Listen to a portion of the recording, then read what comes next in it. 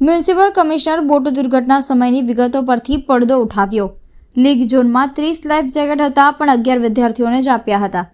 Municipal commissioner Dilip રાણાએ media સાથેની વાતચીતમાં સનસનીભરી વિગતો જણાવતા કહ્યું હતું કે લેક ઝોન ખાતેના પ્રોજેક્ટમાં વ્યવસ્થાઓ પૂરેપૂરી હતી, પરંતુ સંચાલનમાં ગંભીર નિષ્કાળજી રાખવામાં આવી હતી, જે અમારી ટીમે સ્તર પર જઈને કરેલી તપાસમાં જાણવા મળ્યું છે।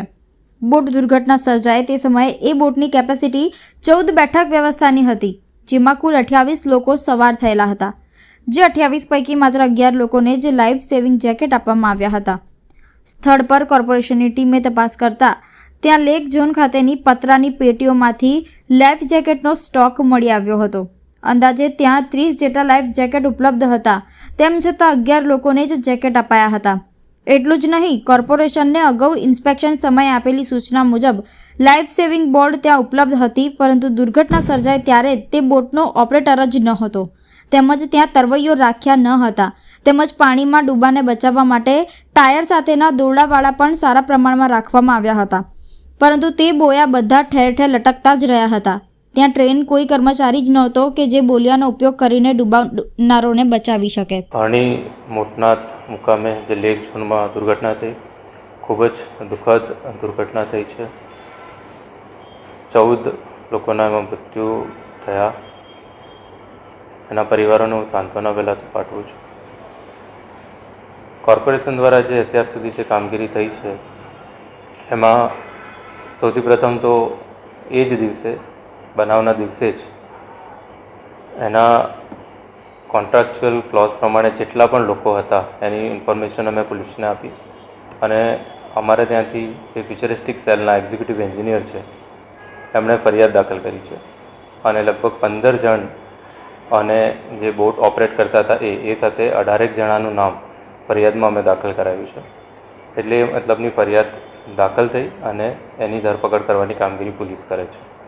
જોડે જોડે કોન્ટ્રાક્ટની ટર્મ્સની જે કન્ડિશન છે એનું જે વાયોલેશન થતા એનો જે કોન્ટ્રાક્ટ છે સદંતર ટર્મિનેટ કરવામાં આવ્યો છે, અને જે પણ એની પ્રોપર્ટીઝ અને એ બધું છે અત્યારે પૂરતું અમે સીલ કર્યું છે।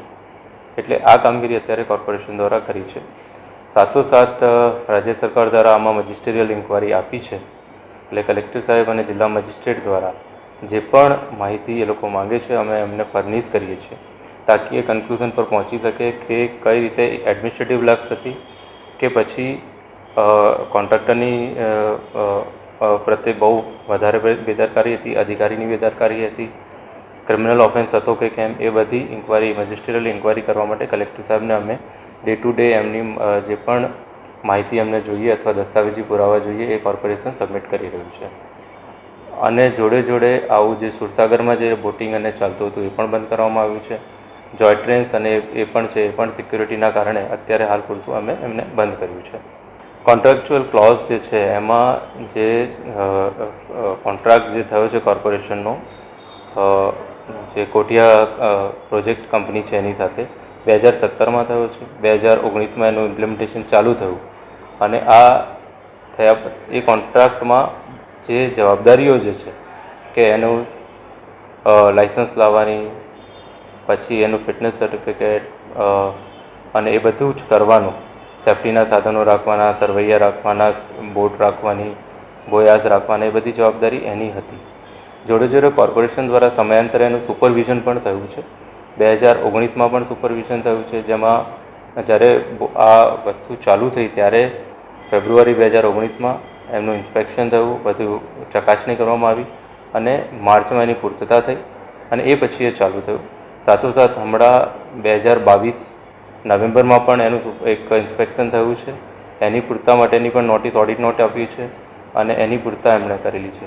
એટલે કોર્પોરેશન દ્વારા જે સુપરવિઝન હતું એ કરવામાં આવ્યું હતું 2-3 વાર, ફાયરના જેટલા એનઓસી આપવાના હતા એ આપ્યા છે।